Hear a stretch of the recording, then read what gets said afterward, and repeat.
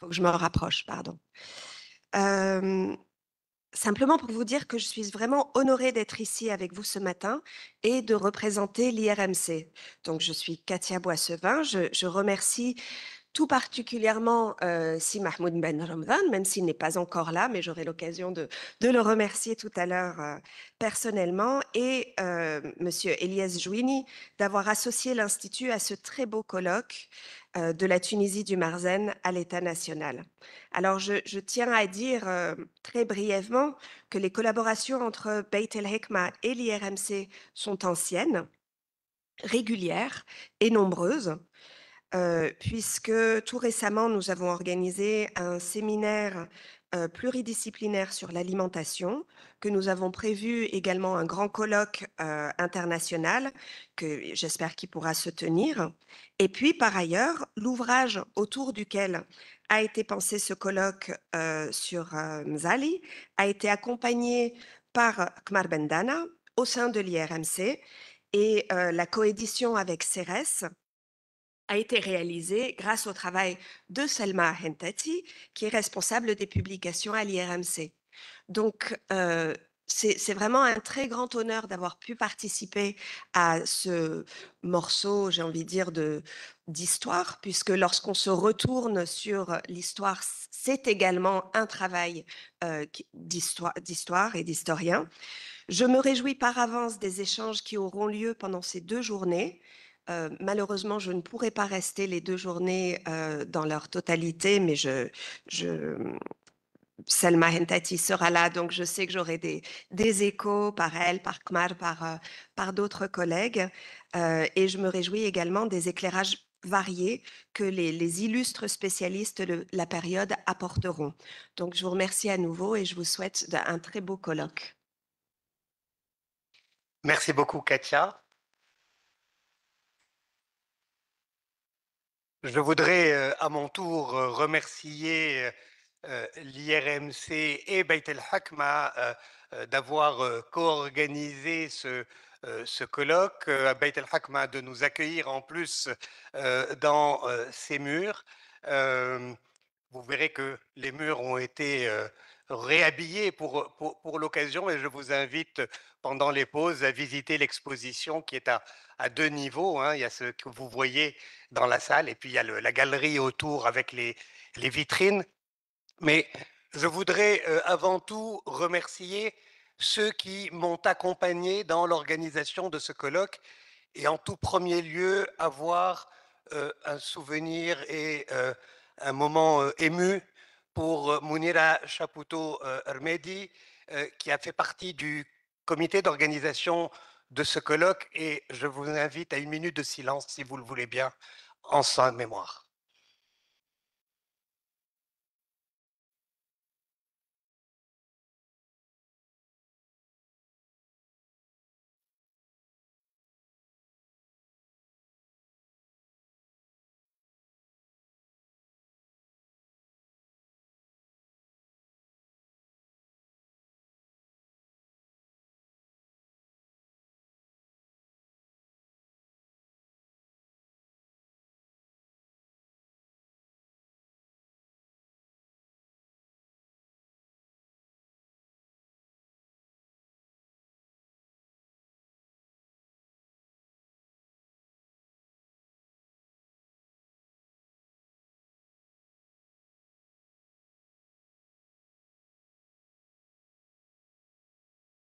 Je vous en prie.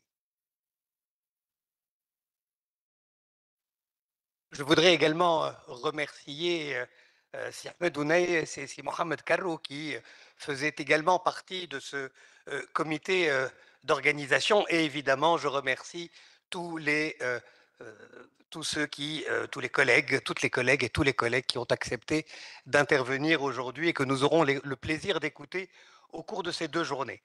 Alors, quelques mots sur le pourquoi de ce colloque.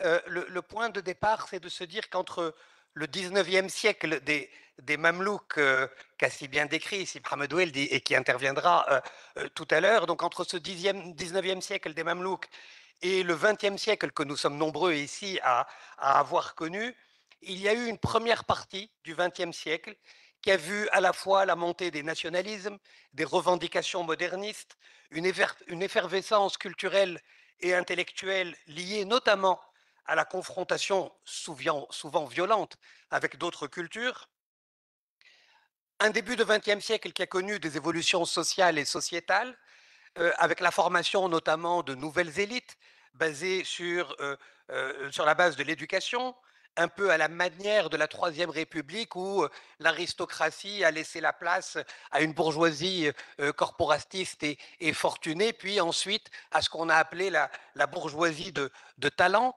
Donc ce début de XXe siècle a été un moment d'effervescence et à ce titre, Mohamed Salah Hamzali illustre particulièrement ce moment. Il l'illustre d'abord dans ses mémoires et c'est pour ça que nous avons estimé avec Beit el-Hakma et à l'IRMC que ces mémoires méritaient d'être rééditées parce que ces mémoires décrivent cette période. C'est un tissu d'anecdotes, de descriptions de cette première partie du XXe siècle qui, par-delà la trajectoire personnelle de l'auteur, nous donne à voir ce qu'était la Tunisie au cours de la fin du XIXe et du début du XXe. Et puis, donc, il l'illustre par ses mémoires, il l'illustre également par sa thèse, où il s'intéresse au système économique tunisien au début du XXe siècle. Et là aussi, c'est une thèse qui a été traduite euh, par Beit el-Hakma et publiée par Beit el-Hakma il y a quelques années, traduite par Hedi Timoumi.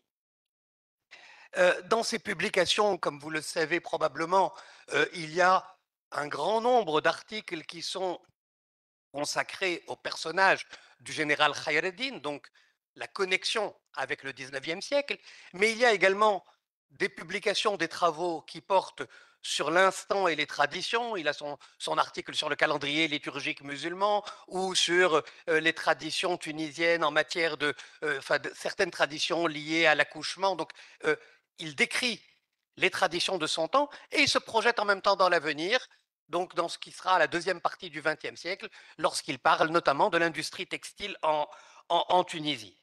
Et je voudrais profiter de cette occasion pour vous dire que grâce à l'accord de l'ensemble de ces ayants droit, toutes ces publications, à l'exception d'Au fil de ma vie qui vient d'être réédité, mais toutes les autres publications sont désormais accessibles gratuitement en ligne de manière très simple sur un site web qui a été créé à cet effet. Et puis, évidemment, il y a ses écrits, mais il y a son parcours personnel. Et son parcours personnel d'intellectuel issu du Marzen, investi en politique, au service du souverain et de la souveraineté nationale, qui a pu être contesté, qui a donné lieu à débat. Et ça fait partie aussi de ce moment historique qu'a été la première moitié du XXe siècle. Donc voilà toutes les raisons pour lesquelles nous avons souhaité organiser ce colloque. Je voudrais remercier encore une fois les co-organisateurs et je suis très heureux que nous ayons pu réunir autour de ces thématiques une grande partie de la fine fleur de nos intellectuels, de nos historiens, mais pas que historiens, parce que nous avons voulu que ce soit un colloque interdisciplinaire. Donc nous aurons également des sociologues, des personnes, donc des spécialistes de littérature qui nous parleront de la dimension littéraire et j'espère que vous trouverez autant de plaisir à suivre ces interventions que nous en avons eu à les préparer et à organiser ce programme. Et donc, sans plus tarder, je voudrais inviter à nous rejoindre pour la première session. Oui, j'ai oublié de signaler, il y a un petit changement dans le programme. Si Khalifa Chatter sera parmi nous, mais plus tard dans la matinée. Et donc, nous commençons par une première session avec Sim Hamed Weldi et Madame Fatma Chalfour.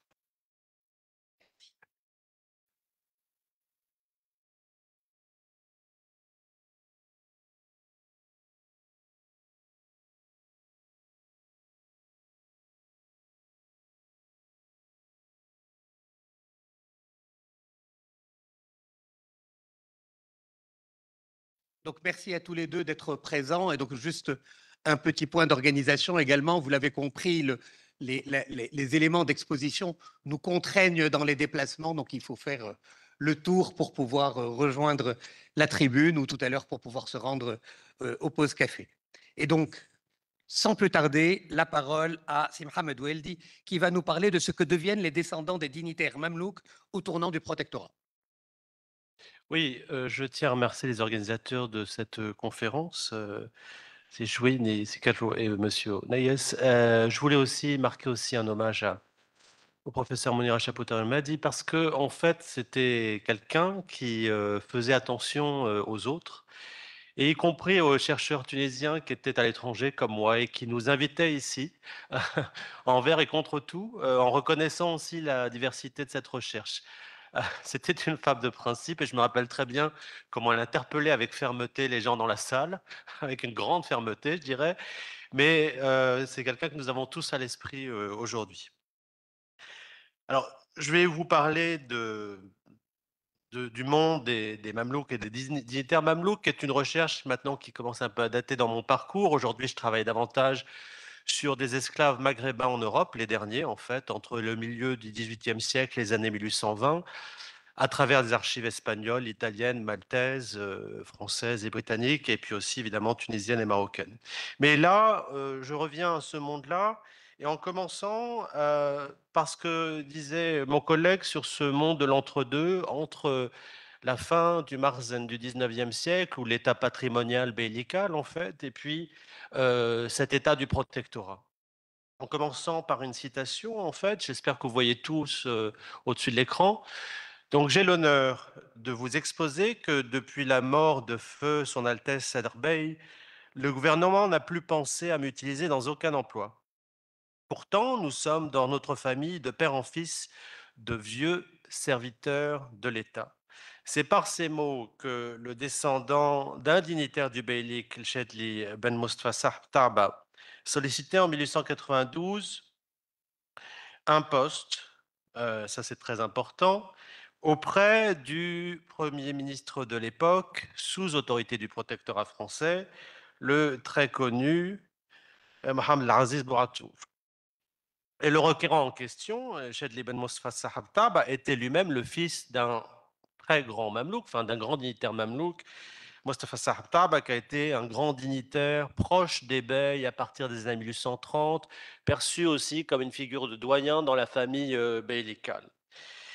Ce qui est intéressant, c'est qu'afin d'étayer sa demande, Chedli, fils donc d'un serviteur d'origine géorgienne, invoquait non seulement le service de l'État, on va y revenir, mais il rappelle aussi que la France s'était engagée, je cite, à relever les grandes familles.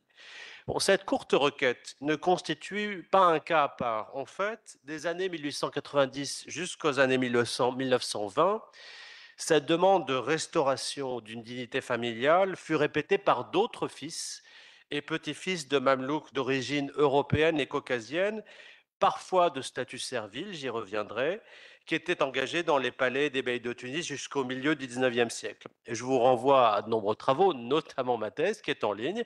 On retrouve plus de 280 lettres rédigées par une vingtaine de descendants de mamelouks et de membres de l'administration coloniale dans la série A des archives nationales tunisiennes qui témoignent de ces candidatures. Ces correspondances ont été conservées pour deux périodes très distinctes du protectorat français en Tunisie, la dernière décennie du 19e siècle, et une seconde décade qui court du début des années 1920 au milieu des années 1930.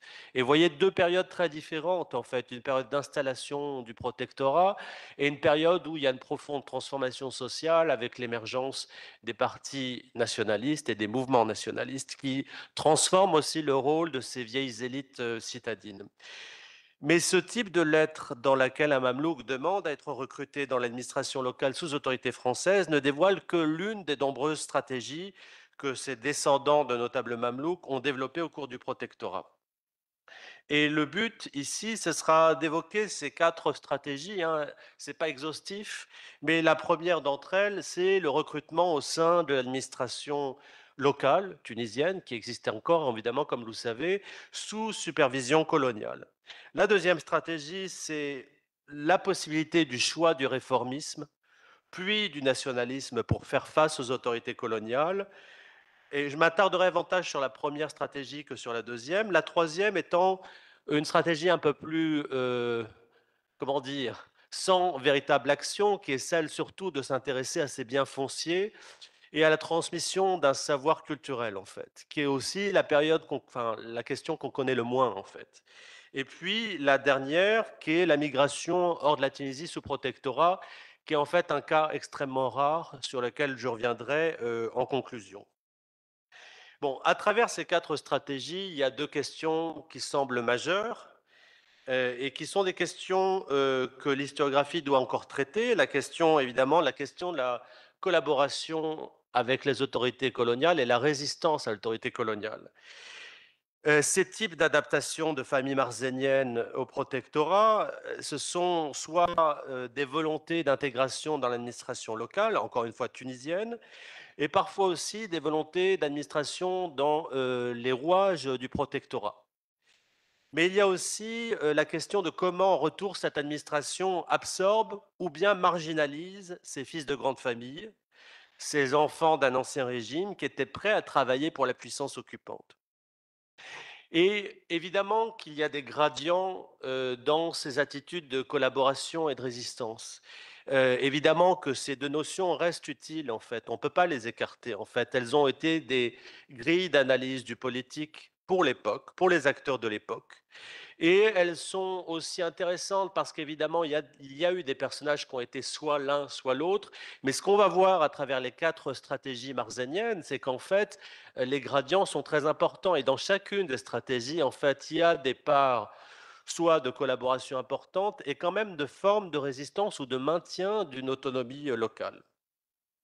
La deuxième question que pose ce type de réflexion autour des stratégies marzéniennes, c'est la question de la transition entre histoire ottomane et histoire coloniale, ce que mon collègue a évoqué plutôt Marzen-État, en fait. Et c'est une question qui est devenue importante. Donc, je n'ai pas envie de vous perdre, mais globalement, en fait, la question de la période des années 1890 aux années 1930, elle a été éclipsée par la forme du nationalisme, en fait, qui a tout écrasé sur son passage. Or, ces générations des années 1890 à 1930, elles posent énormément de questions tout à fait passionnantes. Et l'une des questions, donc c'est cette deuxième question, qu'est-ce qui reste, en fait, de l'Empire ottoman dans la Tunisie coloniale? Alors, je tiens à dire que ce n'est pas nouveau. À l'échelle de l'Empire ottoman, pour dézoomer, pour ne pas rester sur Tunis ou la Tunisie, mais pour repenser la Tunisie à l'échelle ottomane, ce sont des questions que beaucoup d'historiens anglophones de l'Empire ottoman ont posées, notamment sur en fait la fin de l'Empire ottoman comme un État colonial ou un État qui réutilisait des outils coloniaux à l'égard de sa population. Je dois dire qu'aussi l'historiographie tunisienne a été très très importante pour poser ce type de questions-là, parfois avant même les historiens anglophones de l'Empire ottoman, Abdel Tmimi évidemment, Leila Blili et Tmim, ont posé ce type de questions de qu'est-ce qui restait de l'Empire ottoman dans la Tunisie coloniale avec des approches différentes. Pour ma part, j'ai surtout voulu mettre en place cette question pour un cas particulier, celui d'Hassan Ben Abdallah, qui était proche de Khayr el-Din. Bon, cette question des legs ottomans de la Tunisie coloniale, elle pose une dernière question, hein, pour le cadre conceptuel de cette présentation. C'est la question en fait de la transmission de l'esclavage en fait dans cette Tunisie coloniale. On tente à oublier que les Mamelouks sont des esclaves par statut en fait. Je ne sais pas s'il y a des descendants de Mamelouks ici, mais globalement, on va voir dans cette présentation que les descendants de Mamelouks ont gommé cet aspect juridique et cet aspect très important de leur ancrage dans la Tunisie ottomane. Et ça a des effets plus larges hein, sur la question de l'esclavage et du post-esclavage dans la Tunisie d'aujourd'hui. Alors, la première stratégie, et vous me direz si j'ai du temps, la première stratégie, c'est la stratégie d'intégration ou de réintégration administrative, en fait, à des fonctions qui étaient, on voit le panneau au temps des cahiers de Khalifa, en fait, à des fonctions qui étaient des fonctions au sein même de l'administration locale tunisienne. Bon, cette volonté d'inclusion, elle paraît logique pour l'époque parce qu'en fait, quand les demandes sont faites au début des années 1890, il est un constat qu'évidemment les autorités du protectorat se sont installées, se sont imposées et que en fait il faut faire avec. Et les descendants de Mamelouks, dans les dossiers que l'on consulte de la Série A, montrent à quel point ils savent s'adresser aux bons interlocuteurs pour faire avancer leurs pions, en fait. L'un des grands intermédiaires pour les demandes de ces Mamelouks, c'est Bernard Roy, le secrétaire général du protectorat, qui avant même d'être secrétaire général du protectorat avait exercé des fonctions dans la Tunisie précoloniale, des fonctions, on pourrait dire, d'espion, de quelqu'un qui influençait beaucoup les décisions à l'échelle locale sur lesquelles vous reviendrez très certainement.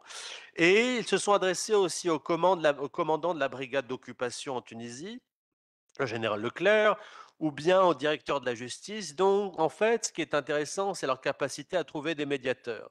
Et aussi, les lettres sont rédigées en français, donc on peut imaginer, notamment pour les années 1890, qu'ils s'adressent soit à des notaires, soit à des intermédiaires français, qui, dans les langages français, vont utiliser des motifs que les Français peuvent comprendre. Je vais être très concret.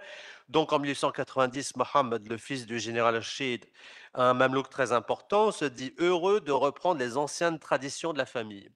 Et donc, pour pas perdre trop de temps, globalement, ce que font ces descendants de mamelouks, c'est qu'ils se présentent comme les descendants d'une noblesse locale. Ce qui évidemment n'a jamais existé ni dans le contexte de la Tunisie ottomane, ni dans le contexte de l'Empire ottoman. Il n'y a pas de noblesse en fait. Il y a des gens qui servent par génération. Et puis ils vont se présenter aussi comme membres de la cour beylicale. Et la notion de cour beylicale est une notion aussi complètement franco-centrée et transformée en fait. Il y a un Marzen très très clairement, il y a une famille bellicale, il y a une dynastie, mais ce n'est pas la notion de cour bellicale qui l'emporte. Donc, autour de ces notions de noblesse et de cour, ils vont aussi, certains d'entre eux vont inventer un long lignage français. Et je prendrai qu'un seul cas, c'est le cas en 1925 d'un autre descendant de Mostafa Sahab Rachid, qui exprime son attachement à la France en disant que Mostafa Sahab était lui-même un Européen. Or, c'est une notion très extensive de ce que c'est que l'Europe, puisque Mostafa Sahab était lui-même géorgien en fait. Et puis, il ajoute que son grand-père maternel à lui, à Chid, était professeur de mathématiques originaire des Bouches-du-Rhône. Vous voyez comment en fait ils vont franciser aussi leur généalogie. Mais les descendants de Mamelouks vont aussi faire très attention à ne pas entrer en compétition avec les fonctionnaires français et à se limiter à des fonctions internes au Marzen tunisien, à l'administration locale tunisienne. Et je renvoie notamment au travail publié aux éditions de l'École des hautes études de Antoine Perrier sur ces fonctionnaires tunisiens, mais aussi sur les fonctionnaires marocains.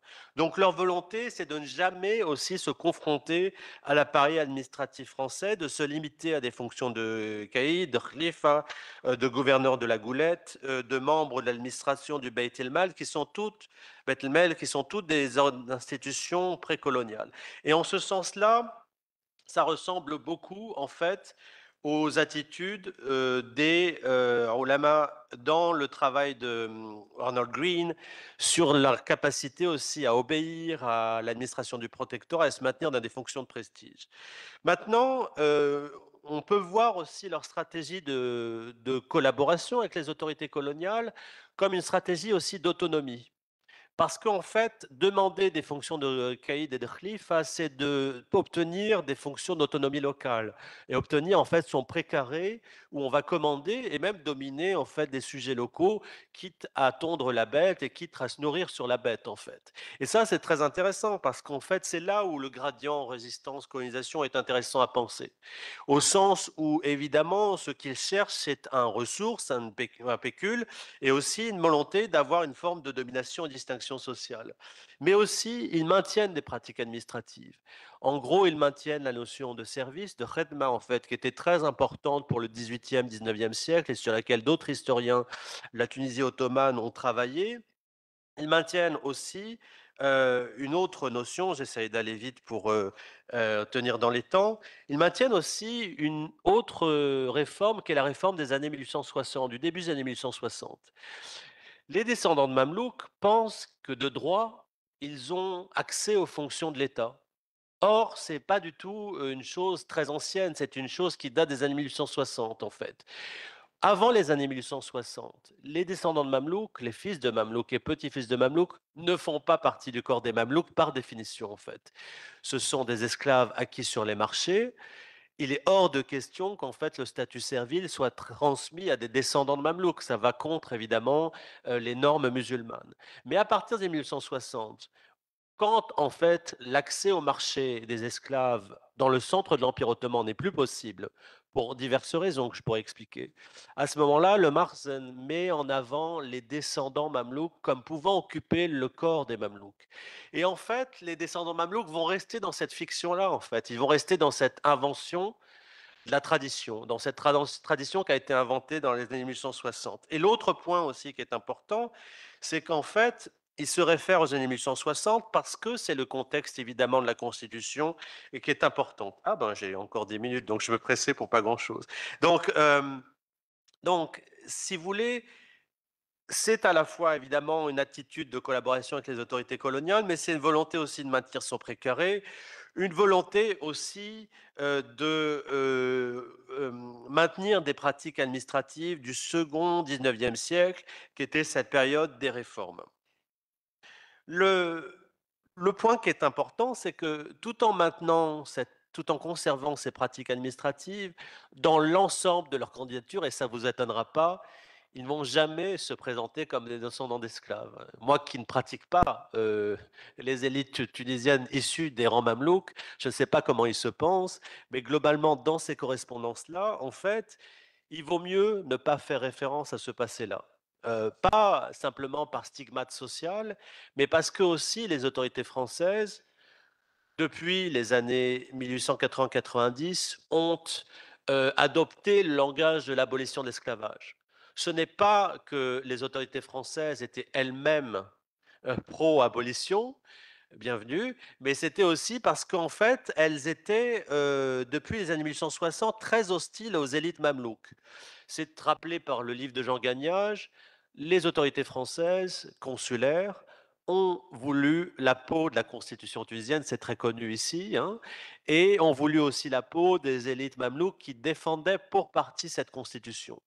Et depuis cette époque des années 1860, en fait, il n'y a pas une chasse aux sorcières ou une chasse aux mamelouks, mais disons qu'il ne fait pas bon être dignitaire mamelouk au début du protectorat. Donc, ce n'est pas comme ça qu'ils vont se présenter. Ce n'est pas comme des descendants de grands dignitaires, et c'est surtout pas en mettant en avant cette descendance ou ce lignage mamelouk.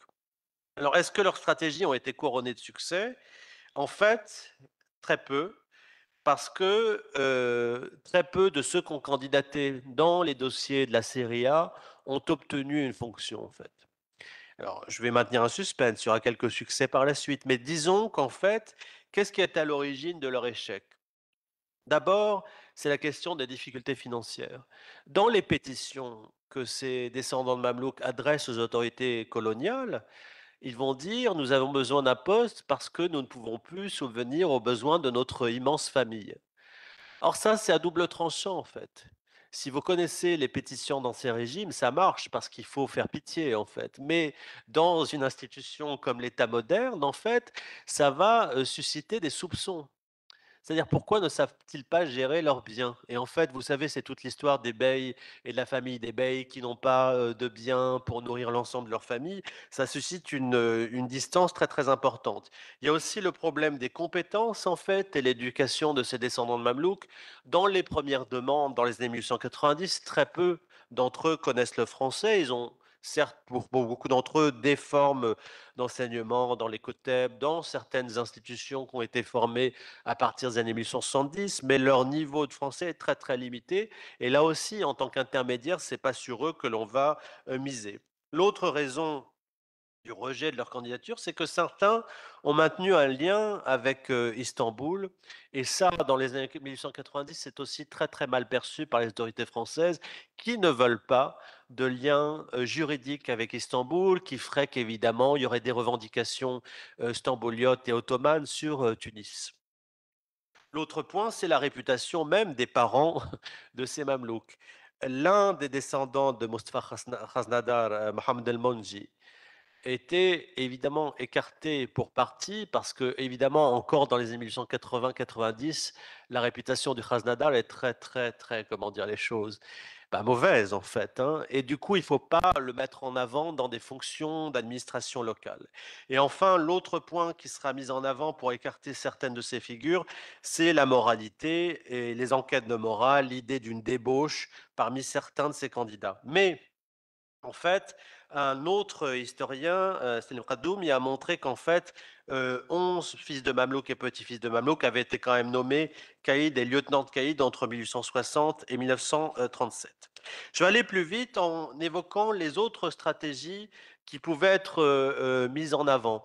Et ce sont ces stratégies d'adhésion à des formes de réformisme, hein, comme Bachir Sfar au début du 20e siècle, ou à des formes la première forme du destour, comme les descendants de la famille Farhat ou un descendant à Ali Khaznadar, ou bien l'adhésion au néo-destour comme Manjislim. Tout ça est très très connu, mais ce qui est intéressant, c'est qu'évidemment, ce qu'il y a derrière ces stratégies, cette seconde stratégie d'adhésion à ces partis, c'est qu'en fait, il y a soit évidemment des convictions personnelles, c'est tout à fait possible, mais il y a aussi la défense d'acquis du 19e siècle.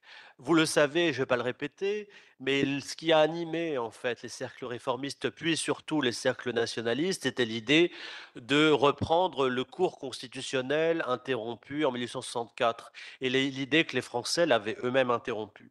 Et l'autre point aussi, c'était de défendre les intérêts du pays et la notion aussi des enfants du pays, Aoulad Lebled, qui est une notion qui apparaît dans la seconde moitié du 19e siècle, qui a été aussi très important dans la constitution des réformes en Tunisie et qui est malheureusement très peu pensée et éclairée.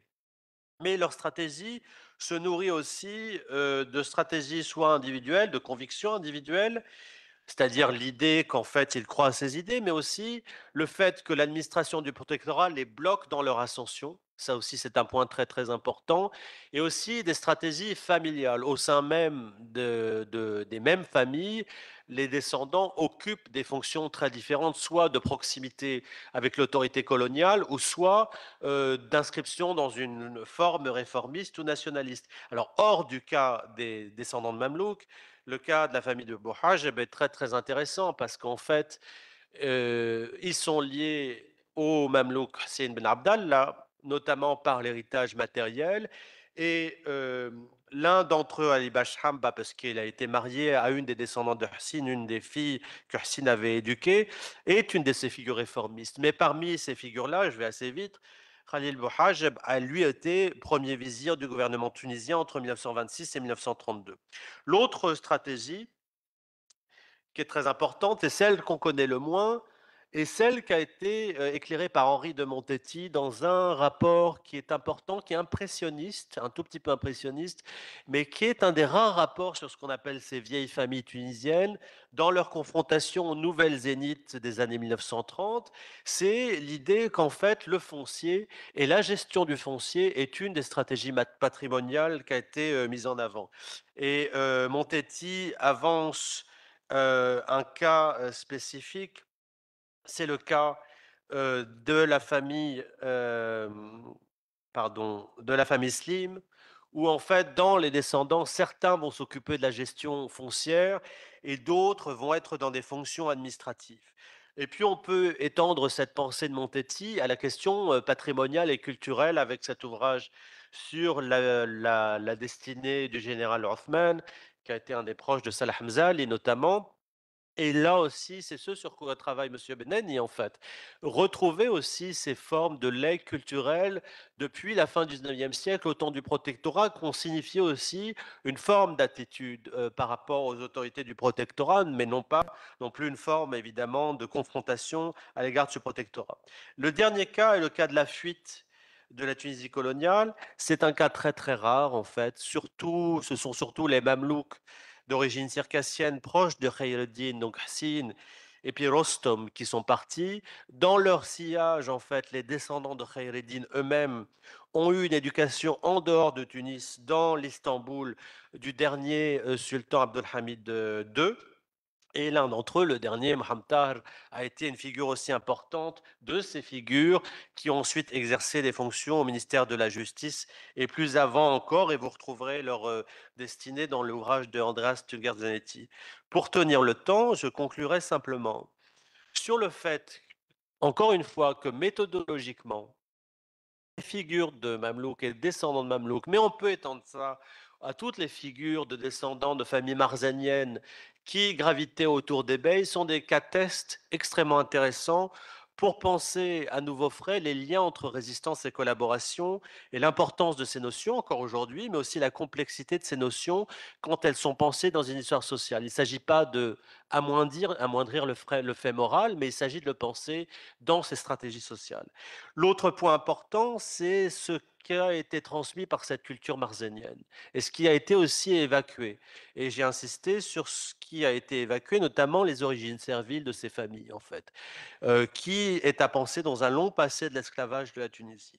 Et enfin, le dernier élément, c'est le fait que ces familles ne peuvent plus constituer une classe sociale ou un corps social à part et entière.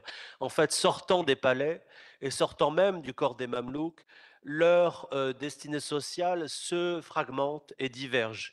Et de fait, ils ne peuvent plus agir dans une forme de coalition d'intérêts. Ou peut-être que c'est une hypothèse à penser.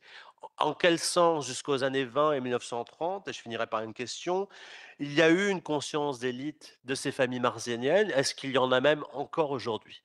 Merci à vous, merci pour votre attention.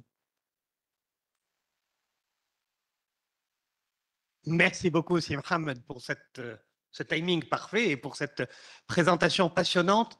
Je salue l'arrivée de Si Mahmoud Bromzan, à qui je cède tout de suite la parole pour dire quelques mots de bienvenue. Et tu n'étais pas là quand on l'a dit, évidemment. Nous sommes très heureux d'être ici, à Beit al-Hakma. Merci pour ton hospitalité. Je vais laisser ma place. Ok, je reviendrai. Oui, alors il faut faire le tour, désolé.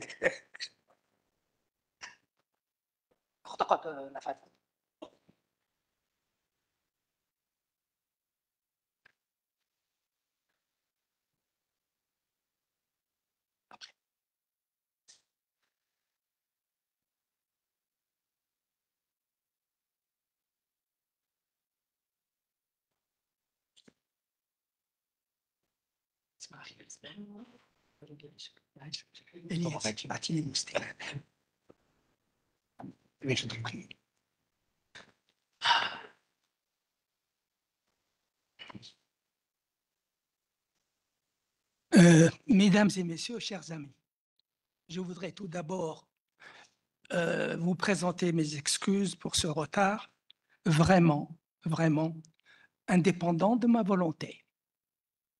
Je commencerai par vous souhaiter la bienvenue au nom de l'Académie tunisienne des sciences, des lettres et des arts. Mon ami, mon collègue, l'académicien Eliès Jouini, l'initiateur et l'organisateur de cette rencontre, m'a demandé si je voulais bien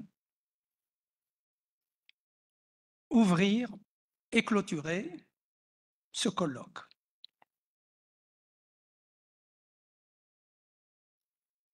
Je lui ai répondu immédiatement avec un immense plaisir, sans savoir au juste ce que mon ami attendait de moi, soit un simple mot de bienvenue, comme je le fais à chaque ouverture de rencontre, soit quelque chose de plus.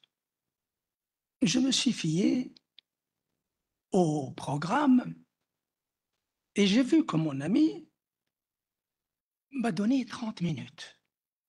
J'ai donc compris qu'il attendait de moi plus qu'un mot de bienvenue.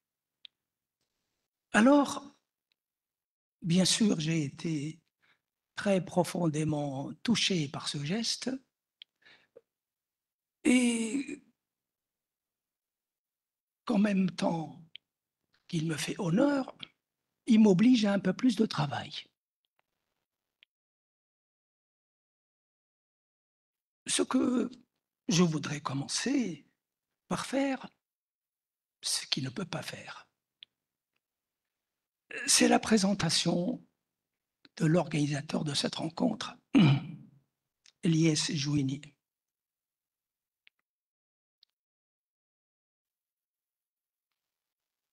Notre colloque est un colloque d'histoire et de sociologie politique portant sur le marzen comme catégorie politique et sur les luttes et les conflits qui ont animé la Tunisie à partir des années 1950 juste après l'indépendance. L'U.S. Juini me le permettra. Je dirais que l'I.S. Juini n'est ni historien, ni sociologue, ni politologue, et pourtant, il organise une rencontre sur l'histoire, la sociologie et la politique. En fait, s'il en est ainsi, c'est parce que c'est son sujet. Ce sont ses exigences propres, scientifiques, qui ont fait de lui un autodidacte exceptionnel de l'histoire et des sciences sociales, un grand éclaireur de l'histoire politique de la Tunisie du XXe siècle. En effet, Eliès Jouini a parcouru un itinéraire académique et professionnel de mathématicien et d'économiste, un parcours exceptionnel. Je dis parcours exceptionnel parce que Eliès Jouini a été reçu en 1984, à l'âge de 19 ans, à l'école normale supérieure de la rue d'Ulm. Dans l'histoire de la Tunisie, Eliès me corrigera. On a dû avoir une cinquantaine de polytechniciens, de normaléens de la rue d'Ulm. C'est sur les doigts d'une main. Eliès Jouini a été le fondateur de l'association tunisienne des grandes écoles. Il doit avoir mieux à l'esprit que moi ces chiffres. Rue d'Ulm, rarissime, parce que c'est très difficile. Je dis parcours exceptionnel parce que Eliès Jouini a été reçu premier au concours d'agrégation de mathématiques en France en 1987. Ce sont les grands savants qui sont reçus premiers. En 2005, Eliès Jouini est récompensé par le prix du meilleur jeune économiste de France avec Esther Duflo, prix Nobel d'économie en 2019. Je ne voudrais pas continuer la liste des performances de Eliès Jouini se déploie sur plusieurs pages. Aujourd'hui, il a passé par la responsabilité de plusieurs sociétés savantes. Il a enseigné dans les meilleures et les plus grandes universités du monde, européennes et américaines.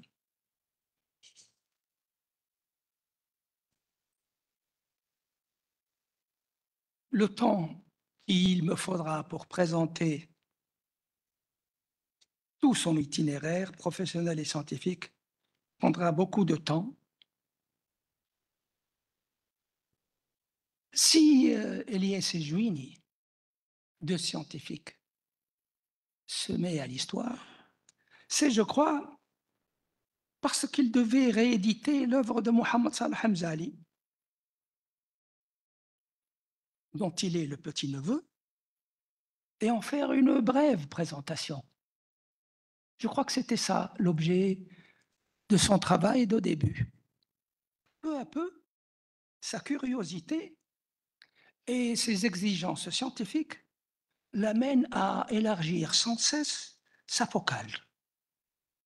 Le voici contraint à effectuer des recherches historiques, le renvoyant au début des temps modernes, parce qu'il doit remonter la généalogie de l'homme qu'il entend présenter.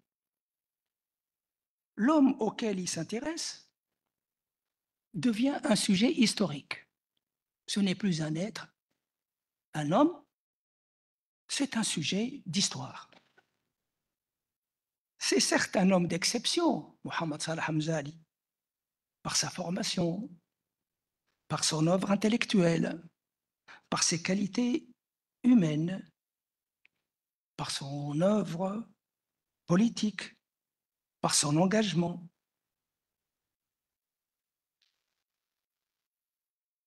Et par son patriotisme, par sa sagesse. Elias Ejouini finit par l'étudier non pas comme membre de sa famille qu'il doit présenter l'œuvre, mais comme membre, illustration d'une catégorie sociale, d'une élite administrative et politique du XXe siècle tunisien. Khayreddin a disparu au dernier quart du siècle dernier, de l'avant-dernier siècle, pardon, aujourd'hui, du 19e, mais il trône. C'est un passeur. C'est lui qui effectue le passage des anciennes élites mamelouks aux élites intellectuelles du XXe siècle.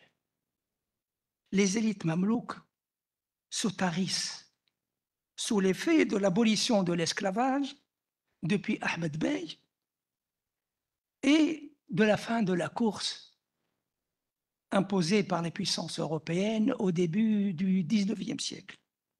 Les élites nouvelles, celles du XXe siècle, dont Mohamed Msali est une illustration exceptionnelle, sont des élites lettrées, passant par le collège Sadiki, créé par Khayreddin, dont une grande partie des écrits sont sauvés du feu par Mohamed Salah Hamzali.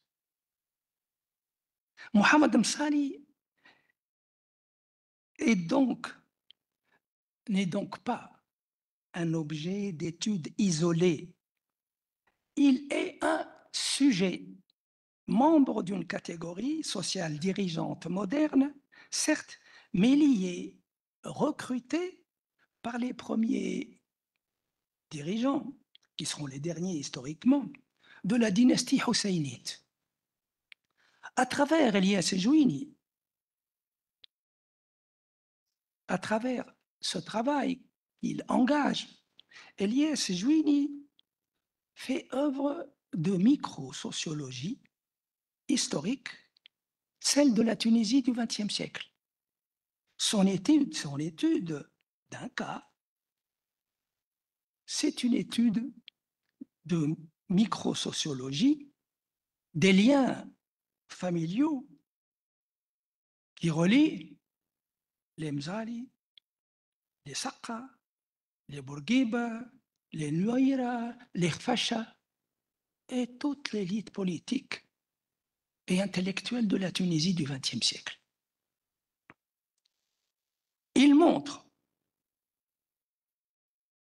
l'émergence d'une catégorie sociale nouvelle dont il ressort de son travail que c'est une catégorie sociale endogamique. Tous sont en liens familiaux les uns avec les autres, par-delà leur lutte acérée au plan politique. Les conflits politiques ouverts à partir du début des années 1950 et au début de l'immédiate indépendance sont des conflits en son sein, nous montre par son travail méticuleux, Elias Jouini. Ce sont des conflits pour l'exercice du pouvoir. Il pose surtout une question sociétale, la relation, en fait, des élites au peuple. C'est ça la question fondamentale. La place du peuple dans l'histoire et dans la construction de la Tunisie nouvelle.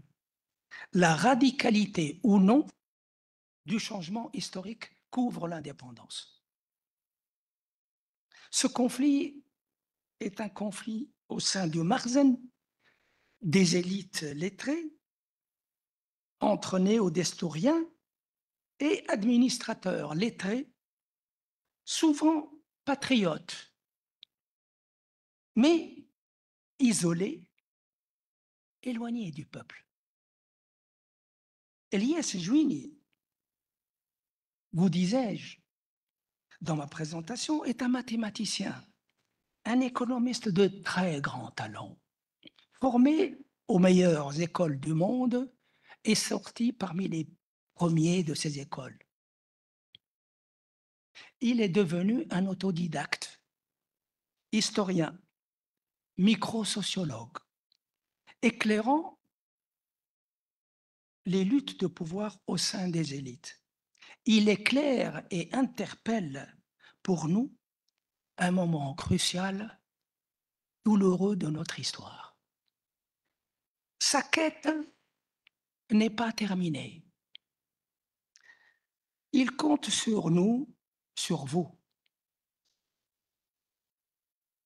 Vous, historiens des temps modernes, ici réunis pour continuer sa quête et son chemin.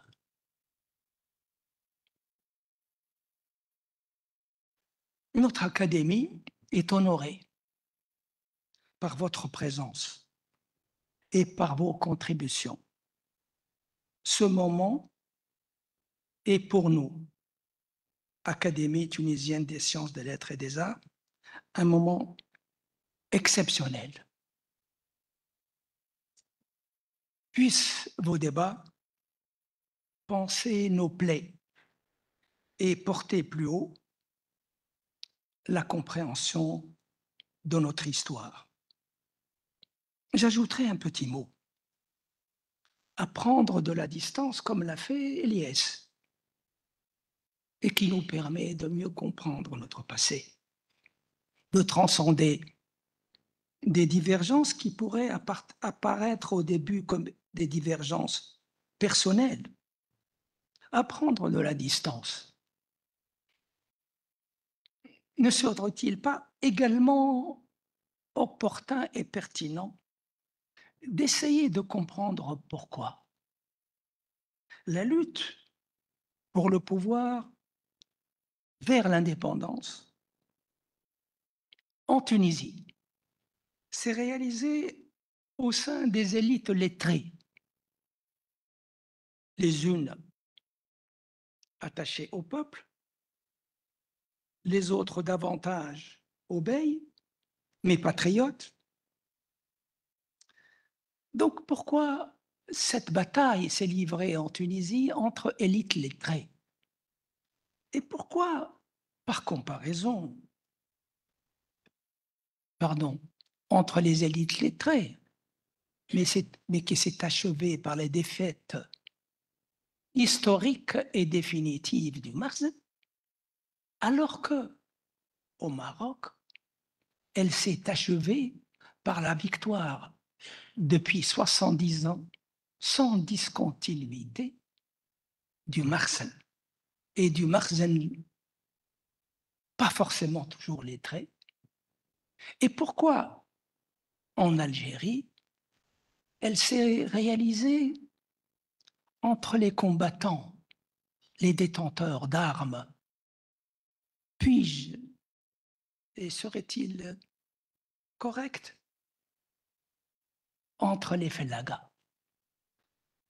Je vous remercie pour votre attention et je vous réitère l'expression de nos remerciements les plus sincères et vous dire que cette rencontre des 2 jours est d'une importance historique et c'est ainsi que nous la considérons. Et le mérite de tout cela revient à Elias Jouini, que je remercie du fond du cœur.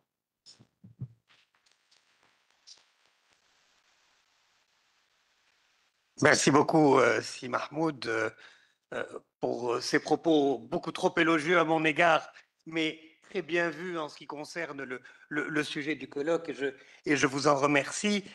Vous avez beaucoup insisté sur la dimension autodidacte que je revendique, mais je saisis l'occasion pour saluer Khamar Bendena qui m'a accompagné dans cette démarche, pour qui connaît le monde universitaire, a agi avec moi un peu comme un directeur de thèse avec son doctorant, c'est-à-dire qu'elle m'a relancé à chaque fois. Et si je me suis penché sur la micro-histoire ou sur l'histoire des élites intellectuelles, c'est vraiment parce qu'à chaque fois, elle me dit, mais là, il y a quelque chose à creuser. Et moi, quand on me dit de creuser, je creuse.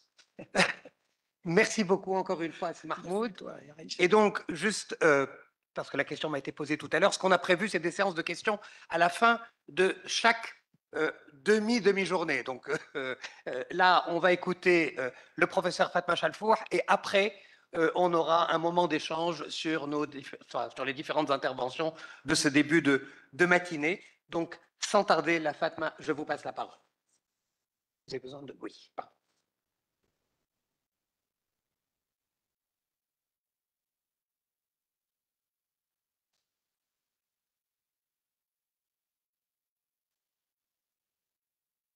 Donc,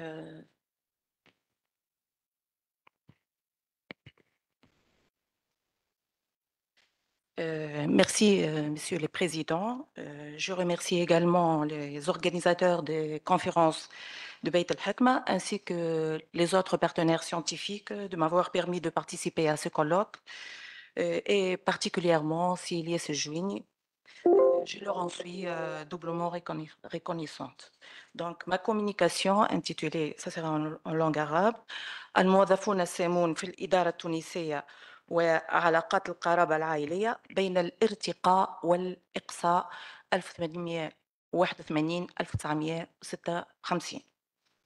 إذن خلال الفترة الاستعمارية في الحقيقة تدعمت عقلنة التنظيم الإداري وأصبحت قواعد التعيين وغيرها تعتمد على معايير مهنية مثل التكوين التعليمي والامتحانات المهنية والمناظرات، فقد تم إرساء المناظرات منذ 1885.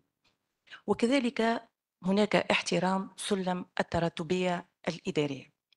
رغم ذلك، رغم إرساء مبدأ أو قاعدة الكفاءة والتناظر، فإن الجهاز الإداري تحكمه أيضا شبكات علائقية تؤثر في الإخلال بمقتضيات عقلنة التنظيم الإداري وتتستر بستائر مختلفة من بينها الانتماء العائلي والمصاهرة أو القرابة، التي في الحقيقة أصبحت رساميل رمزية تساهم في توسيع حظوظ الموظفين للتعيين والارتقاء للوظائف السامية خلال الفترة الاستعمارية. لذلك في الحقيقة خلال هذه المداخلة اعتمدنا على قاعدة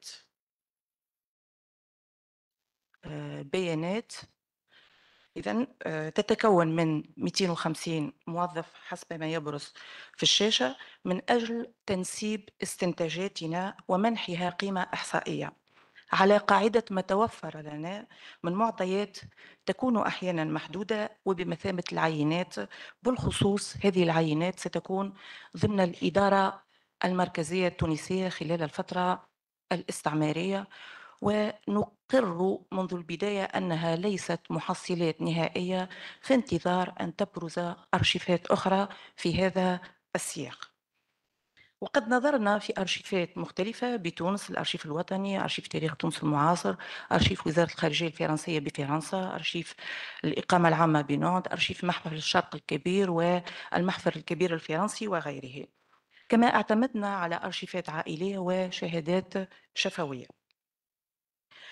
لذلك سندرس خلال هذه المداخلة أهمية الانتماء العائلي والمصاهرة في الارتقاء والإقصاء بالإدارة التونسية خلال الفترة الاستعمارية، ومدى حضور القرابة العائلية داخل هذه الإدارة. وسنقسم هذه المداخلة إلى 3 محاور رئيسية. في البداية سنتناول دور القرابة العائلية في التعيين والارتقاء والتمتع بامتيازات، ثم دور نفس هذه القرابة العائلية في الإقصاء والتجميد الوظيفي، وأخيرا سنسلط الضوء على حجم القرابة العائلية داخل الإدارة باعتماد عينات دقيقة من شجرات نسب بعض من الموظفين. إذن سنبدأ هذا المحور الأول من هذه المداخلة، وهو دور القرابة العائلية في التعيين والارتقاء والتمتع بامتيازات مهنية. في الحقيقة نحن نعني بالإدارة خلال الفترة الاستعمارية هي الهياكل الموروثة عن الوزارة الكبرى التي تأسست سنة 1861، وتم الإبقاء على جزء من هذه الهياكل بعد 1881، من بينها قسم الدولة وبيت المال وجمعية الأحباس وغيرها. كذلك تم الإبقاء بطبيعة الحال على سلك القياد والخلفوات والمشايخ. ونعني أيضا بالإدارة مختلف هياكل النظام الاستعماري التي تأسست إثر 1881، وهي ليست وحدة جغرافية تجتمع فيها كل المكاتب المركزية، بل مجموعة من الإدارات مثل إدارة المالية والأشغال العامة والوزارة الكبرى، وإلى ذلك من الإدارات والوزارات أيضا مثل وزارة العدلية التي تأسست سنة 1922، وغيرها من الوزارات التي تضاعف عددها إثر الحرب العالمية الثانية خلال حكومة صلاح الدين البكوش الأولى 44-47 ومصطفى الكعاك وغيرها. إذن نلاحظ من خلال هذا الرسم البياني اختلاف آليات دخول الإدارة خلال الفترة الاستعمارية، ذلك أن حوالي 56% من المدونة محل الدراسة تم تعيينهم بقرار إداري، ونجد 41% عبر اجتياز مناظرة، و3% عبر امتحانات مهنية. ورغم إرساء هذه المعايير المهنية مثل المناظرات والامتحانات، فإنه معناتها رصدنا وساطات في كل وسيلة من وسائل دخول الإدارة، حيث قدرت نسبة الوساطات ضمن المدونة محل الدراسة 12%. وجدنا لها أثر في الأرشيفات، على أننا نعتقد أن هذه النسبة لا تعبر عن الواقع، ذلك أن هذا النوع من الوساطات إذن غالبا ما لا يترك له أثر مادي في الأرشيف، كأن تكون الوساطة شفوية. إذن تشير في الحقيقة في الأرشيفات المختلفة سلطات الحماية في بعض مذكراتها أو ملاحظاتها إلى علاقات القربة التي تجمع الموظف ببعض الشخصيات المعتبرة في المجتمع الأهلي. فقد اعتمد مثل ما ذكر زميلي سي محمد وادي الكاتب العام للحكومة التونسية برنار ليروا على سياسة ما سمته سلطات الحماية بالغروند فامي، العائلات الكبيرة، من أجل تركيز هياكل النظام الاستعماري على أن هذه الوساطات لم تختفي خلال الفترة الاستعمارية إلى حدود الاستقلال، وقد رصدنا وساطات في أواخر الفترة الاستعمارية. مثل ما يشير الجدول التالي، وهي بعض العينات فقط تبين دور الانتماء العائلي والمصاهرة التي أدت إلى تعيين بعض الموظفين أو ارتقائهم في الوظائف السامية. رصدنا خلال البحث أن هذه الوساطة لدعم الموظف التونسي خلال الفترة الاستعمارية شملت مرحلة التعيين، مرحلة الارتقاء، مرحلة التغاضي عن تجاوزات إدارية، ومرحلة التمتع بامتيازات مهنية مادية ومالية. إذن توجهت هذه الوساطات بالخصوص إلى الكاتب العام للحكومة التونسية، إلى المقيم العام، إلى البيلات مثل الباي، وحتى سلطات فرنسية داخل البلاد وحتى خارجها. حيث اعتمد البعض على ما يمتلكونه من رصيد بين الوسط الأهلي وخاصة الاستعماري. وقد لاحظنا في هذا السياق في هذا المسعى سعي بعض الآباء من الموظفين السامين أن يقتفي أثرهم أبنائهم في الإدارة وترشيح أبنائهم لمختلف الخطط الشاغرة وتسريبهم في الإدارة. فقد وجه البشير صفر الذي كان قايد سوسة آنذاك رسالة إلى الكاتب العام للحكومة طلب فيها تعيين ابنه مصطفى صفر، وهو الذي لم يتمم دراسته بعد كمترجم بالإدارة العامة، كانت تسمى الإدارة العامة في تلك الفترة سنة 1915. وقد تم ذلك وعمل مصطفى صفر في تلك الفترة على إتمام دراسته والانتقال إلى معهد اللغات الشرقية بفرنسا لاجتياز الامتحانات دون قيد، مقابل رفض هذه الرخص للانتقال إلى فرنسا لموظفين آخرين في نفس المكتب.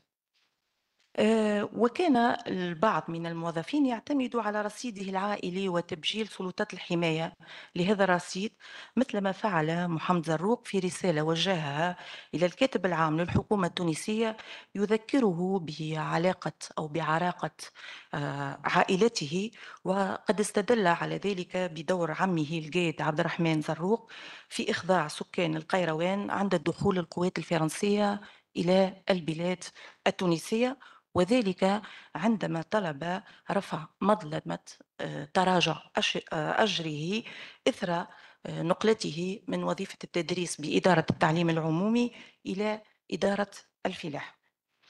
كما لعبت المرأة بشكل غير مباشر في دور في عملية التعيين، الدور الخفي للمرأة في الإدارة خلال الفترة الاستعمارية، وذلك من خلال وساطة مباشرة بفائدة الصهر. ونكتفي في هذا السياق ببعض العينات فقط. فقد دخل موظف إلى الإدارة سنة 1929 مباشرة بعد زواجه من ابنة شيرلي العقبي، حيث كان شيرلي العقبي آنذاك مدير للتشريفات. والحال أن هذا الموظف كان إلى حدود تاريخ زواجه يعمل بالقطاع الفلاحي وحاصل على البريفي الأساسي فحسب. ونشير في هذا السياق إلى أن مكانة شادلي العقبي المعتبرة اكتسبها لا فقط من خلال مساره الطويل في سلك القياد، بل في حسن قيامه بمهمة في إطار وفد من الحجيج أرسلته فرنسا إلى مكة في أكتوبر 1915 بمعية قدور بن غبريت مدير التشريفات المغربي، وآخرون من بينهم أغا الصحراوي وأحمد السكيرجي من الجزائر ومصطفى الشرشاري وغيرهم، من أجل إيجاد قنوات اتصال بين فرنسا وشريف حسين حتى تجد موطن قدم لها في المشرق. وقد استقبل هذا الوفد بباريس من طرف رئيس الحكومة الفرنسية وأعضاء من الحكومة لحسن قيامهم بهذه المهمة. ولدينا مقال في هذا السياق نشر في مؤلف جماعي. كما شملت الوساطات العائلية عملية الارتقاء، حيث كانت الخطط الوظيفية محل تنافس نظرا لقلة الخطط المخصصة للتونسيين، لا سيما إثر صدور القانون الأساسي سنة 1919 قانون فلوندا الذي أغرق الإدارة التونسية بالتعيينات الفرنسية، وتم تجميد بعض الموظفين في منصبهم. رغم ذلك تمكنت الوساطات العائلية أحيانا من تجاوز القوانين الأساسية الإدارية. على سبيل الذكر علي بن مصطفى يطلع بمهمة مستشار لوزير العدلية طاهر خير الدين سنة 1926. ولما ألغيت هذه الخطة نتيجة إصدار فرنسا لقانون أساسي للوظيفة العمومية بالبلاد التونسية سنة 1926 أحيل على التقاعد، ورغم ذلك عينته سلطات الحماية مستشارا شرفيا، وتجاوزت في ذلك سلم التراتبية الإدارية في وزارة العدلية، وهو أمر لم تفعله لمحمد صالح مزالي الذي كان رئيس مكتب الشرع. ووفق القانون الأساسي الجديد لسنة 1926 تم تعيين موظف فرنسي على رأس هذا المكتب، وتحولت خطة محمد صالح مزالي من مدير إلى كاهية، ورغم الوساطات المختلفة ولكنه تم تجميده في هذه الخطة، ولكنه في الحقيقة حظي بوساطات ليست بالعائلية بل وساطات خاصة من محفل غران لوج دو فرانس. عفوا.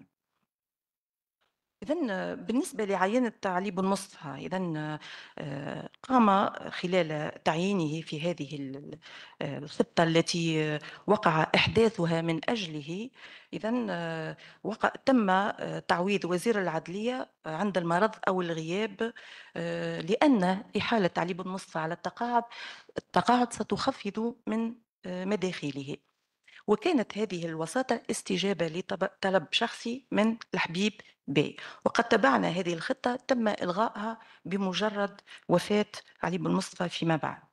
ومما يؤكد هذه المكانة التي يحظى بها علي بن مصطفى هو نجاحه في تعيين ابن أخته طاهر معاوي مترجما وقتيا في إدارة الداخلية سنة 1929، رغم أن الوظائف في هذه الفترة إذن كانت مغلقة في وجه التونسيين، ووقع طرد عدد من الموظفين المعاونين والوقتيين بهدف الضغط على الميزانية.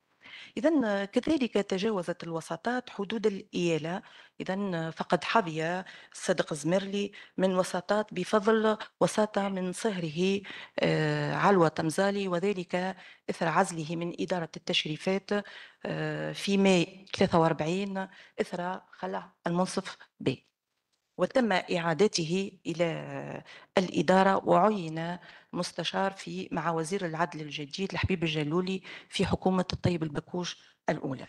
إذن سنحاول تجاوز بعض العينات. إذن إلى جانب الارتقاء والفوز بالوظائف السامية، تمكن بعض الموظفون من الحصول على امتيازات ومنح مالية ومساعدات، وكانوا يؤكدون في رسائلهم على انتمائهم العائلي، وكانت هذه المساعدات في الحقيقة أحيانا تكون انتقائية.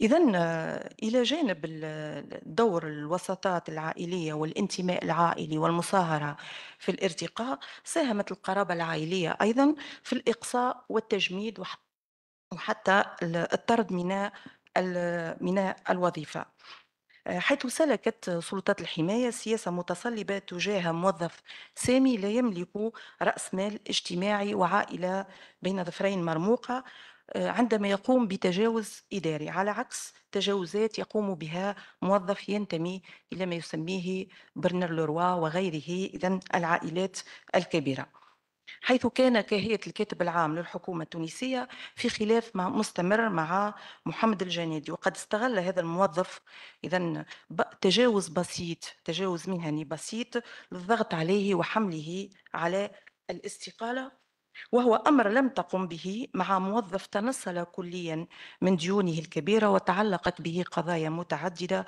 وهو الذي يشغل منصب قاضي الدريبة في تلك الفترة، لا لشيء إلا لأنه ينتمي إلى أحدى العائلات المعتبرة بالنسبة للنظام الاستعماري.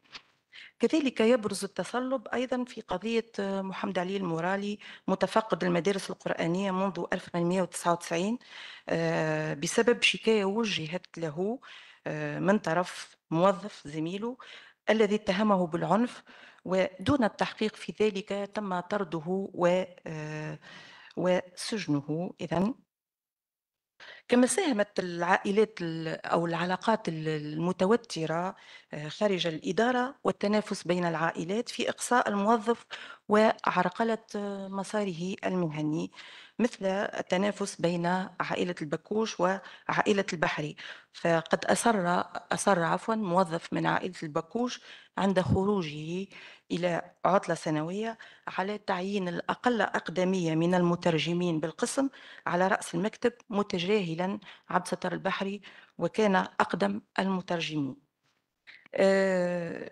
إذا نتجاوز هذه العينات. سنسلط الضوء الآن على كثافة علاقات القرابة والمصاهرة في الإدارة المركزية، مثل ما تبرز هذه الجداول. إذا كثافة علاقة القرابة بين الموظفين التونسيين في الإدارة تبرز من خلال تواتر الأسماء، تتواتر أسماء نفس العائلة بالإدارة من الجد إلى الحفيد، مثل عائلة بوسن. طيب بوسن ترأس مكتب الأرشيف أو كانت تسمى في عهد خير الدين خزنة مكاتيب الدولة، ونجد له أبناء وحتى أحفاد بالإدارة خلال الفترة الاستعمارية. كذلك لاحظنا معناتها تواتر اسم البكوش من الأب محمد البكوش إلى الأبناء مثل عبد العزيز البكوش وعمر البكوش وصلاح الدين البكوش الذي تقلد وزارة الأولى في مناسبتين. كذلك كثافة علاقات القرابة تبرز من خلال الاستراتيجية الماتريمونيالية.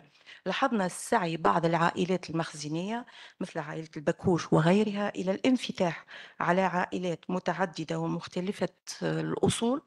فعائلة البكوش رغم امتلاكها للسلطة والمال في أواخر القرن التاسع عشر، فإن فقدانها لعلاقات عائلية متشعبة نظرا لحادثة تأسيس العائلة مع محمد البكوش ربما دفعها إلى اعتماد استراتيجية ماتريمونيالية تتمثل في الزواج الخارجي، ونرجح أن ذلك بحثا عن رأس مال رمزي، فقد تعددت مصاهراتها وتشعبت علاقاتها مع عائلات مختلفة بدءا بمؤسس العائلة. ونعم سأحاول الإنهاء. لن نلاحظ هنا أحد الموظفين وهو عبد العزيز البكوش، إذن كما يبرز في شجرة النسب متزوج من بيا فرحات، وقد نسج إذن علاقات مصاهرة مع عائلات من أصول مختلفة: لسرم بن عثمان، قيد السبسي، العجيمي، وأيضا كانت له مصاهرات مع العائلة الحسينية مع البي طهر بي وعلي بي وغيره. ونجد له أحفاد: حفيدته صبيحة جعيد زوجة محمد الفاضل بن عاشور، وحفيدته الثانية شدلية سعيدة بن فرحات زوجة البيجي قايد السبسي. إذن كذلك تتنوع مصاهرات عائلة البحري مثل ما يبرز الرسم البياني.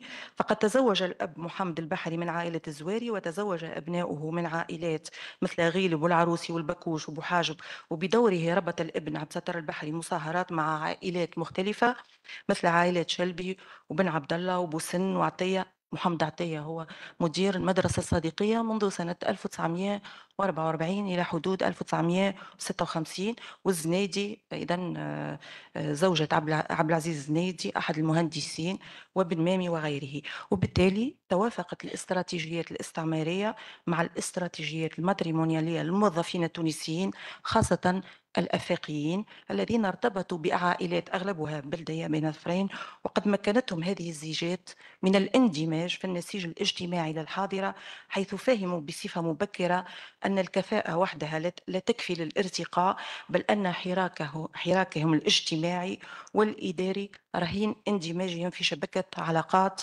الإدارة عبر المصاهرة. فكان أغلبهم أكثر انفتاحا في زجاته على العائلات الكبيرة، وانقطعت أواصر علاقة البعض مع المهد الأصلي.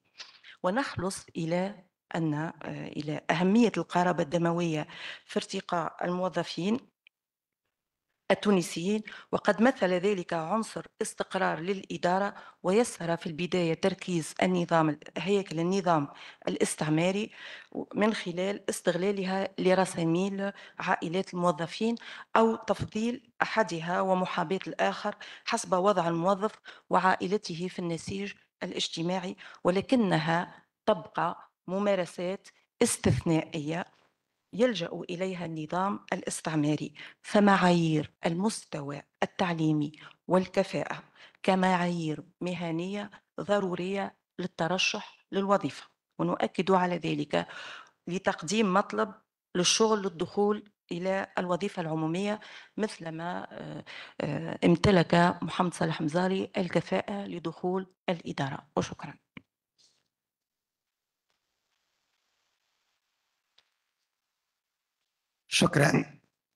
Shukran jazilan. J'invite Si Mohamed à nous rejoindre à nouveau pour une séance de questions l'arabia ou en français, comme vous voulez. Est-ce qu'il y a des questions dans la salle? On va attendre juste une minute, mais Katia, voilà. Katia. Merci beaucoup. J'ai une petite question pour lancer la série de questions. Mohamed, tu disais que le statut de Mamelouk a été gommé. Je voudrais savoir dans les faits quel a été le processus? De quelle manière est-ce qu'on peut se défaire d'un tel statut? Même si on comprend évidemment l'intérêt de le faire. Mais voilà, concrètement, dans le quotidien, enfin la présentation de soi, etc. Est-ce que tu peux nous donner quelques indications? Merci. Ok, j'aime beaucoup la scénographie, on doit passer, revenir, comme dans un théâtre. Mais donc le statut, en fait, c'est pour ça qu'on peut parler sans problème de statut servile, c'est qu'en fait, ils sont achetés, ils sont affranchis en fonction aussi de leur alliance ou pas avec la famille légale. Donc il y a une réalité de l'esclavage dans ces statuts-là. Il n'est pas gommé ce statut en fait, tant qu'il y a des esclaves achetés du monde tcherkesse, parce que c'est la dernière région où on peut acheter, et puis du monde grec à partir des révoltes des années 1820. Mais quand on ne peut plus acheter, à ce moment-là, une loi va être mise en place, un décret en fait, qui affirme qu'en fait les fils et petits-fils de Mamelouks peuvent être enrôlés dans le corps des Mamelouks. En fait, il y avait des descendants, mais c'était des exceptions, en fait. Donc là, ça va devenir une norme, si vous voulez. Donc l'idée, c'est pas tellement que ça se gomme, c'est qu'en fait, les descendants de Mamelouks vont bâtir sur cette tradition inventée, qui n'était pas du tout la norme, en fait. L'idée, c'était pas de faire croître le corps Mamelouk par des descendants, en fait. C'était même contradictoire. Donc c'est comme ça que les choses vont se faire petit à petit.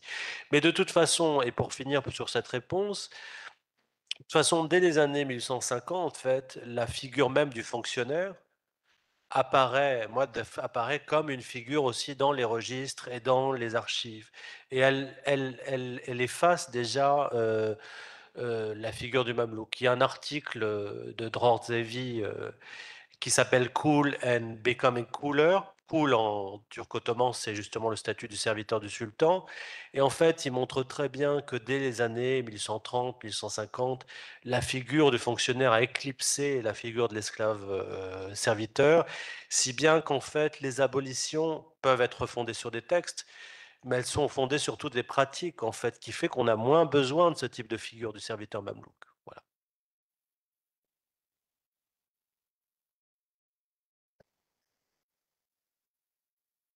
Merci.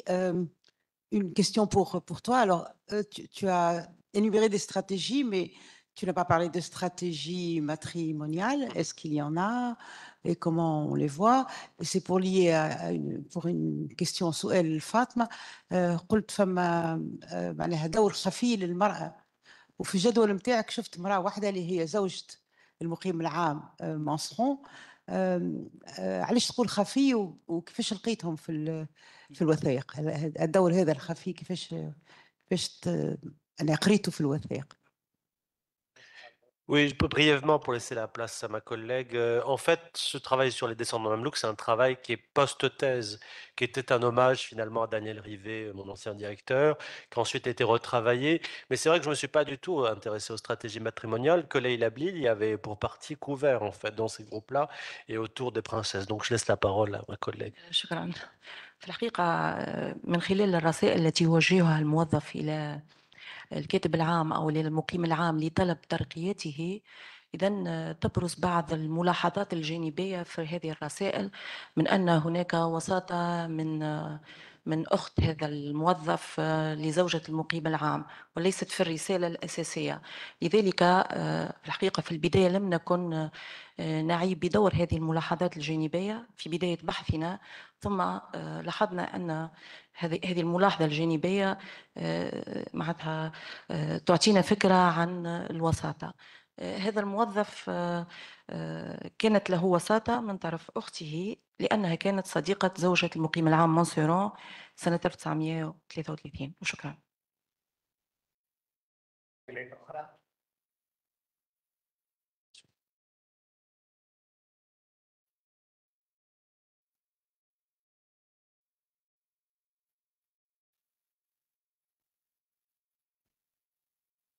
Vous ne pensez pas que M. Mohamed Salah Hamzali, Allah yarhamou, était un homme du Makhzan, mais un homme du Makhzan qui a fait la jonction entre les familles du Makhzan et les familles de Al-Qlam, Aïlat Al-Qlam ou Aïlat Al-Makhzan, c'est-à-dire les familles qui s'occupent du juridique, c'est Aïlat Al-Qlam, et les familles qui ont des fonctions de pouvoir au nom du Bey sont les familles de Makhzan.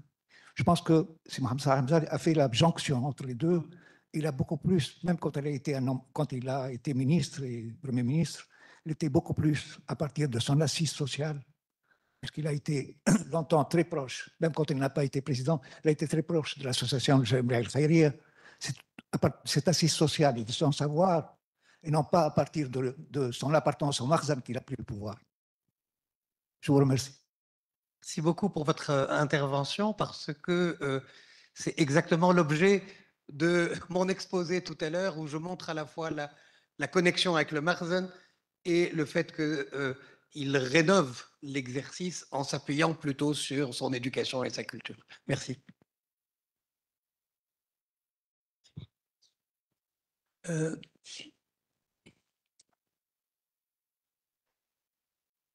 Je voudrais poser 2 questions.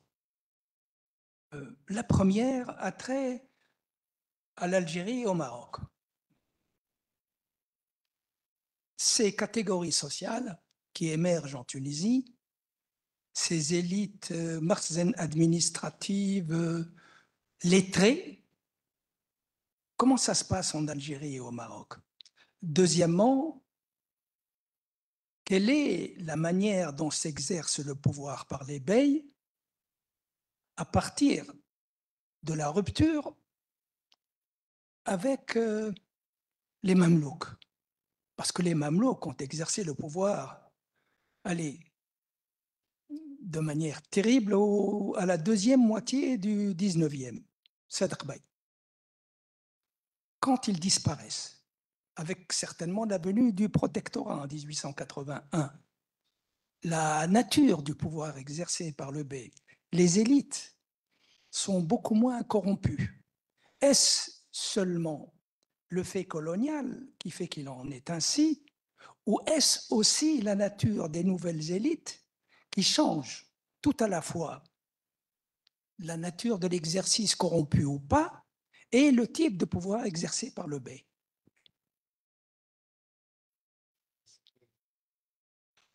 Alors, je vais me lancer, c'est des vastes questions. Alors, sur la comparaison Maroc-Tunisie, donc je fais référence au travail d'Antoine Perrier sur en fait les revendications des fonctionnaires tunisiens et marocains et comment ça construit de la réforme au sein des deux Makhzen.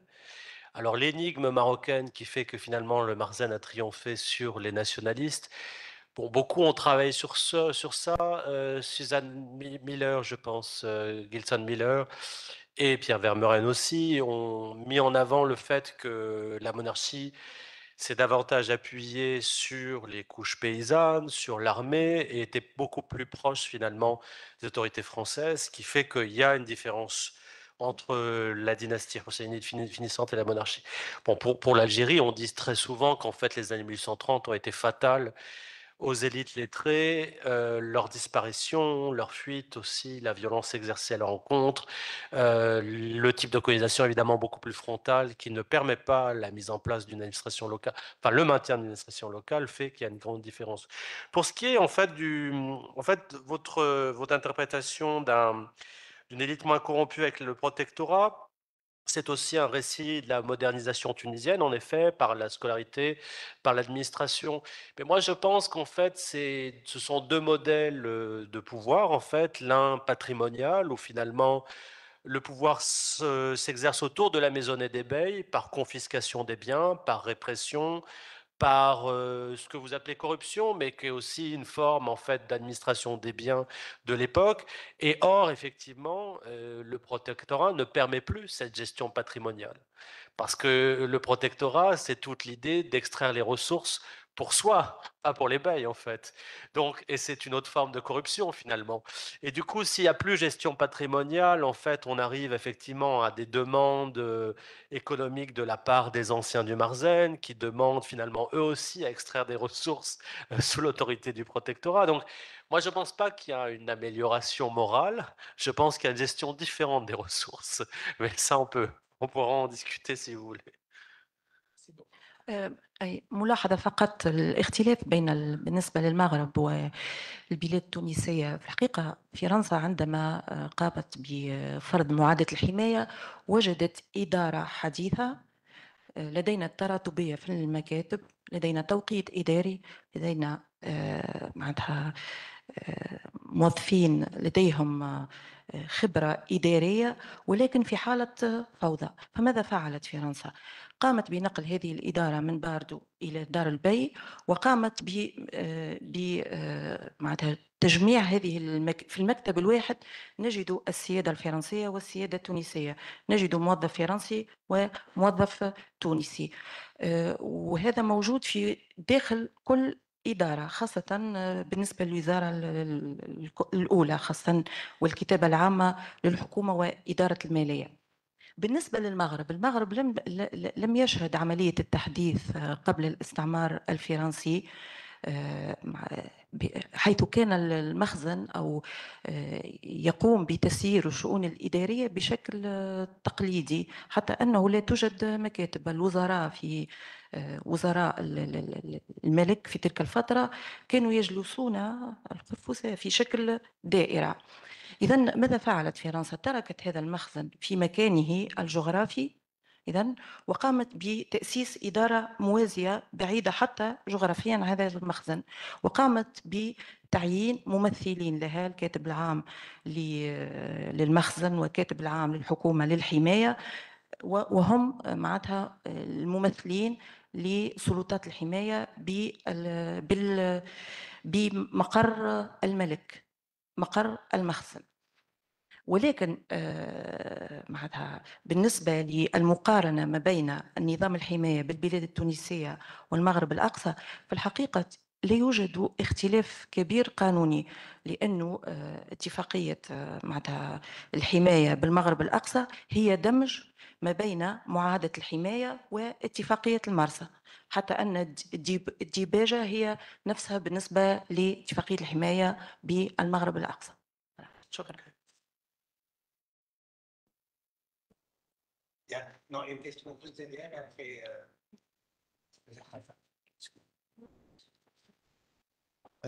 Je pose la question à Madame tout d'abord.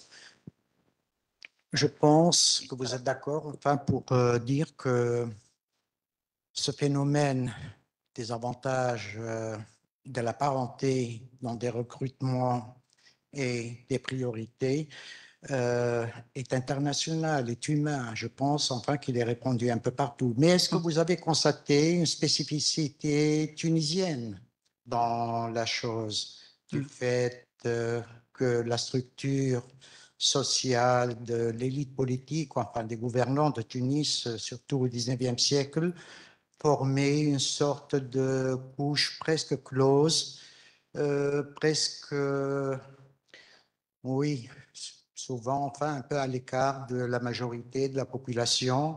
Ils étaient sévères, ils réprimaient fortement, etc. Donc, ils constituaient, je pense, une sorte de couche un peu à part.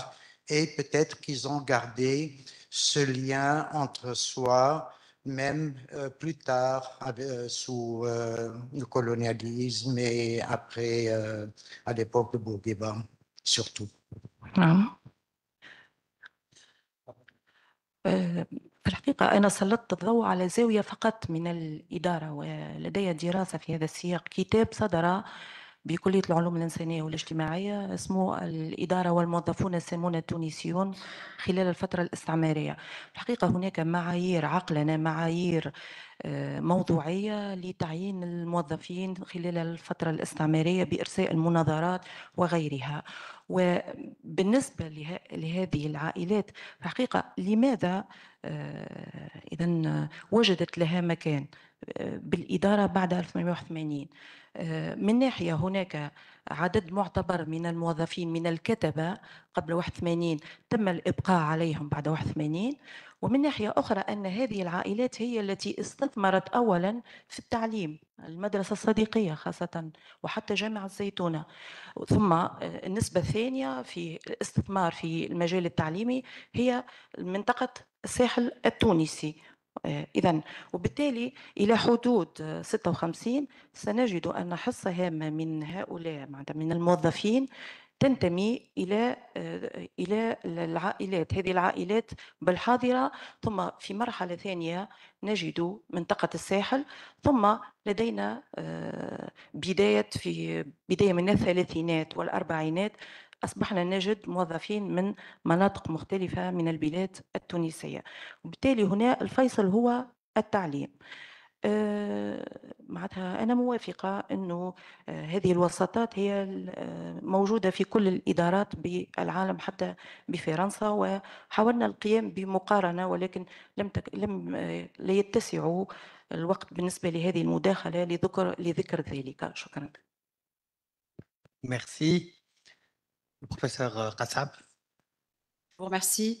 Je voulais juste souligner par rapport à ce qu'a dit aussi l'intervention de monsieur, cette cartographie justement régionale, très intéressante. En fait, on voit que c'est réparti entre le Sahel et ils sont tunisois ou sahéliens en grande partie. Enfin, ils se partagent. Puis je pense que par rapport, moi je ne suis pas du tout historienne, donc vraiment je parle sous l'autorité d'historiens de renom ici, mais je pense aussi que le collège Satraya, le collège Sadiki a joué un rôle fondamental. Et je pense qu'en Algérie, l'histoire de la scolarisation ne s'est pas du tout déroulée de la même façon. Moi, je suis prof de littérature et en Algérie, il n'y avait pas d'école franco-arabe qui était fondamentale. Moknine, il y avait une grande école franco-arabe dont sont sortis des écrivains en Tunisie. Et puis, par exemple, autre chose par rapport à la résidence générale. Le résident général allait chercher, il allait taper aux portes des personnes, par exemple pour la Dépêche tunisienne, qui était l'organe de la résidence générale, une grande imprimerie, il allait chercher ceux qui avaient le certificat d'études. En 1920, je sais que mon grand-père avait été sollicité parce qu'il avait le certificat. Et donc, ils étaient choisis, sélectionnés pour collaborer professionnellement dans des organismes qui étaient, donc il y avait ce partage et en même temps cette sélection qui faisait qu'on s'entoure d'une élite en même temps pour l'exploiter un petit peu, c'est-à-dire qu'en fait c'était très ambigu. Voilà, je vous remercie. Merci. Des remarques? Non, je ne sais pas si c'est aussi tranché la comparaison entre la Tunisie et l'Algérie, puis ça donnerait peut-être l'impression que le protectorat était moins grave, mais en fait, mais en fait non, en fait il y a des collèges franco-arabes, il me semble, dans le contexte de l'Algérie coloniale. Simplement, évidemment, qu'il n'y a pas d'administration locale que l'on veut promouvoir, ça c'est certain, et que la violence est plus grande, qu'à la fin de la colonisation de l'Algérie, 5% simplement la population algérienne musulmane est scolarisée, ce qui est fondamental en fait. C'est fondamental dans la volonté de les maintenir dans une domination très très violente. Merci beaucoup. Je pense que nous pouvons clôturer cette première session. Je vous invite à une pause café et à découvrir l'exposition autour de vous qui est un peu en avant-première puisqu'elle n'est pas encore complète. Donc, il y a encore quelques éléments qui seront complétés pour samedi, dimanche, mais vous en avez déjà l'essentiel. Merci encore.